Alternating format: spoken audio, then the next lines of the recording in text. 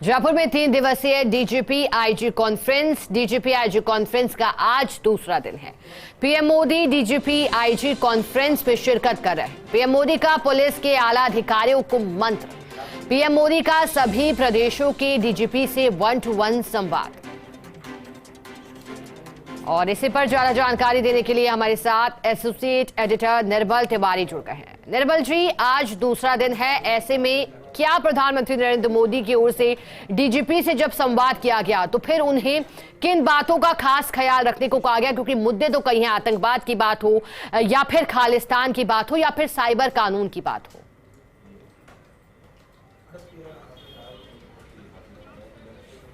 बिल्कुल शिखा, आपने तीनों बहुत महत्वपूर्ण बिंदुओं पर बात करी, खालिस्तान, साइबर क्राइम और तमाम जो आतंकवाद की बात है, तमाम मुद्दों पर आज चर्चा हुई। देखिए, 11 मुद्दे आज चिन्हित किए गए थे जब प्रधानमंत्री नरेंद्र मोदी को 12 घंटे का सेशन लेना था। करीब यूं समझ सकते हैं कि 8.5 घंटे इन 12 घंटे में से बीत चुके हैं, क्योंकि 9 बजे जब शुरू हुआ थे, सेशन शुरू हुए थे, उसके बाद अब 5:30 बजे के आसपास का इस समय वक्त हो रहा है। और 11 जो महत्वपूर्ण मुद्दे थे, जिनके अंदर आतंकवाद था, जिनके अंदर खालिस्तान का मुद्दा था, साइबर क्राइम का मुद्दा था, उसके अंदर पुलिस के अत्याधुनिक हथियार किस तरह से पुलिस को उससे सरसब्ज किया जाए, उनसे उसको लेकर मुद्दा था। उसके अलावा आंतरिक सुरक्षा का जो मुद्दा था वो बहुत बड़ी बात थी। वर्चुअल क्राइम को रोकने के लिए उसमें वो भी मुद्दा था। उसके अलावा कह सकते हैं कि आधुनिक पुलिस व्यवस्था को लेकर जो मॉडर्न पुलिसिंग है उसका एक मुद्दा था। उसके साथ साथ जो 3 राष्ट्रीय स्तर पर जो बड़े कानून आ रहे हैं जिनमें बदलाव की बात की जा रही है, उनका उस मुद्दे पर चर्चा की गई थी। उसके अलावा 1-to-1 संवाद भी किया गया था।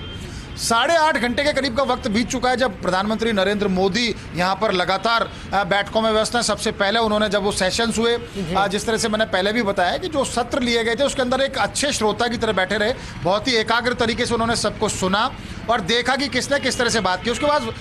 एक से एक मतलब लगातार 1-to-1 जो संवाद का दौर शुरू हुआ, तो उसमें करीब वो 16-17 जो डीजीपी हैं या बड़े जो आईपीएस अधिकारी हैं उनसे उनका संवाद हुआ और उन्होंने जाना कि राज्यों के क्या हालात हैं। खासकर पूर्वोत्तर को लेकर के लगातार चर्चा की गई। दक्षिणी प्रांतों में जिस तरह की जो समस्याएं थी, खासकर धर्मांतरण जैसी समस्याएं थी, उनको लेकर चर्चा हुई। साइबर क्राइम को लेकर एक बहुत बड़ा सेशन हुआ, खासकर जिसमें सोशल मीडिया पे जिस तरह से अपराधी जिसका इस्तेमाल करते हैं, जिसका गैर वाजिब इस्तेमाल करते हैं, उसको कैसे रोका जाए, नियंत्रित किया जाए, उसके ऊपर चर्चा हुई। लेकिन जो महत्वपूर्ण बात यह है कि नरेंद्र मोदी ने लगातार, जो प्रधानमंत्री हैं उन्होंने लगातार 6 घंटे के करीब पहले सिर्फ सुना कि कौन डीजीपी अपने प्रेजेंटेशन में किस तरह की बात कर रहा है, किस राज्य के क्या हालात हैं। सुनने के बाद उन्होंने, जब तमाम चीज़ों को सुनने के बाद उनका 1-to-1 संवाद हुआ, तो उसमें जैसी कि सूचना मिल रही है उसमें इस तरह की जानकारी भी उन्होंने लेने की कोशिश की कि अमुक राज्य के हालात किस तरह के हैं, वहाँ आंतरिक सुरक्षा को लेकर के कौन से ऐसे नवाचार किए जा रहे हैं, कौन से ऐसे नए जो तरीके अपनाए जा रहे हैं जिनसे अपराध पर नियंत्रण रखा जा सके, अपराधियों की पहचान कैसे की जा सकती है, इंटेलिजेंस को और किस तरह से पुख्ता किया जा सकता है। क्योंकि जो सबसे बड़ी चुनौती है वो आंतरिक सुरक्षा को लेकर की है, क्योंकि बहुत से आतंकी संगठन है, बहुत सारे ऐसे संगठन है जिनके ऊपर बैन है, जो प्रतिबंधित संगठन है, लेकिन वो अपना लगातार एजेंडा चलाते हैं, खासकर युवाओं को बरगलाने की कोशिश करते हैं। तो एक नई पुलिस व्यवस्था को, एक मॉडर्न पुलिसिंग को लेकर के एक लंबा चौड़ा सेशन यहां पर हुआ और सेशन के बाद जब 1-to-1 संवाद हुआ तो उसमें यही खाका खींचने की कोशिश की गई कि एक एक अलग अलग राज्य में किस तरह की वहां की भौगोलिक स्थितियों के अनुसार वहां का जो एक पूरा एक सिस्टम है, वहाँ का जो कल्चर है, उसके साथ वहाँ पुलिसिंग किस तरह से की जा सकती है। क्योंकि ऐसा देखा गया है कि हर किसी भी तरह का कोई आयोजन हो, कोई बंद की बात होती है या किसी तरह के आंदोलन की बात होती है, उसमें पुलिस की भूमिका किस तरह से हो। एकदम से जनता को पुलिस एकदम से ऐसा लगने लग जाता है कि विरोधी पक्ष है, ऐसा ना हो, क्योंकि पुलिस उनकी सुरक्षा के लिए। राष्ट्रीय एकता के मुद्दे पर बात की गई, घुसपैठ के ऊपर बात करी गई, साथ साथ मैंने जैसे पहले भी कहा जो ड्रग्स को लेकर के, जो नार्कोटिक्स एक बहुत बड़ा मुद्दा है, उसको लेकर चर्चा की गई। और खासकर ऐसे राज्य जिनकी सीमा दूसरे देशों से लगती है, उनमें किस तरह से सीमाई क्षेत्रों में, मतलब जो सीमाई प्रांत है उसके अंदर आंतरिक सुरक्षा को किस तरह से पुख्ता किया जाए। क्योंकि नागरिकता एक बहुत बड़ा मुद्दा है, खासकर पूर्वोत्तर के लिए, जहां पर दूसरे देशों के लोग घुसपैठ करके आते हैं और उसके बाद उनको भारत की नागरिकता के लिए जिस तरह के उनकी तरफ से जतन किए जाते हैं, प्रयास किए जाते हैं, उसको कैसे रोका जाए। क्योंकि सीएए की बात करें या एनआरसी की बात करें, जिस तरह से पुराना पहले कानून लाया गया था, उन सबको लेकर के तमाम यहाँ चर्चा हुई। और लेकिन जो मुख्य मुद्दा था वो यही था कि जो 3 केंद्रीय जो स्तर पर जो कानून लेके जा रहे हैं देश के अंदर, जो नए कानून की बात है, आईपीसी सीआरपीसी में जिस तरह के बदलाव की बात है, उन कानूनों को किस तरह से एग्जीक्यूट किया जाएगा। क्योंकि हर एक राज्य की अलग तरह की व्यवस्था है। और जब समान नागरिक संहिता की बात करते हैं, जब हम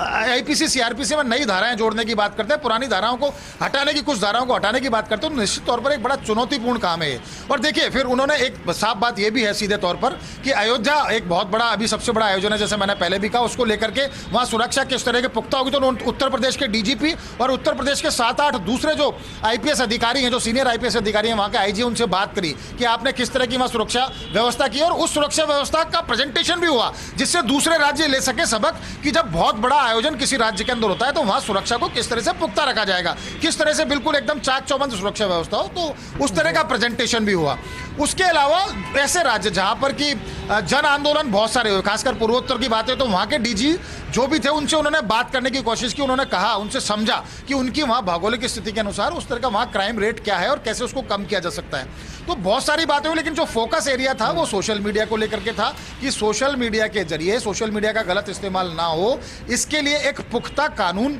एक ऐसी प्रक्रिया अपनाई जाए ताकि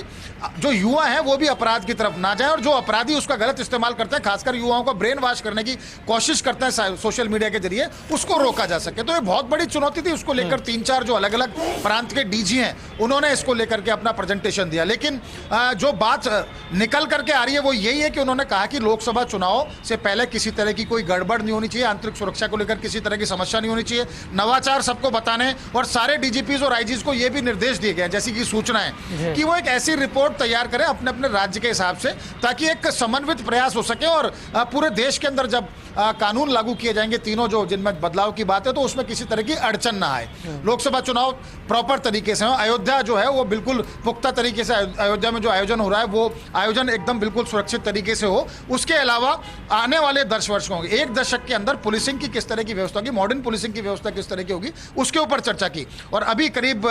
3.5 घंटे का वक्त और बचा है जब प्रधानमंत्री का जो 1-to-1 संवाद का कार्यक्रम वो होगा, और संभावना इस बात की भी है कि अंतिम जो 1 घंटा होगा यानी 8 बजे के आसपास उनका उद्बोधन भी हो सकता है, जिसमें वो सभी जो पुलिस अधिकारी हैं उनको अपनी बात कहें, क्योंकि अब तक उन्होंने सुना है, या 1-to-1 संवाद में भी कोशिश यही की उन्होंने ज्यादा से ज्यादा सुनने की कोशिश की, ताकि सबकी बात सामने निकल करके आए कि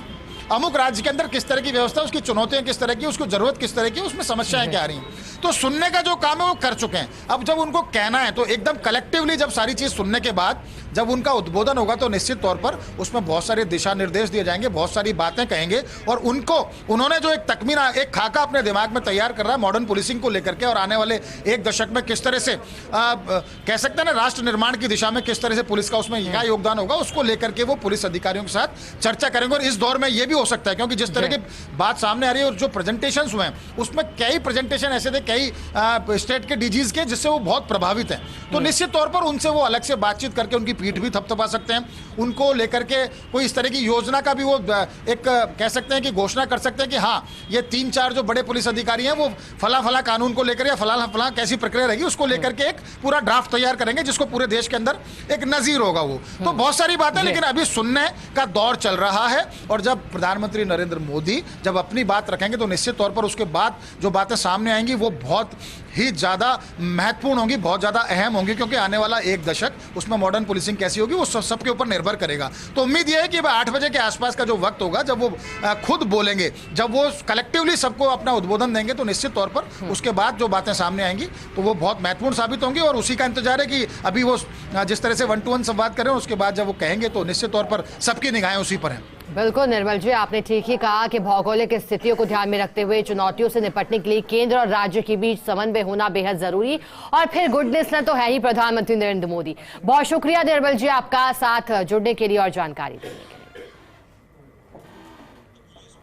और आरआईसी सेंटर में डीजीपी आईजी पुलिस कार्यशाला, जैसा कि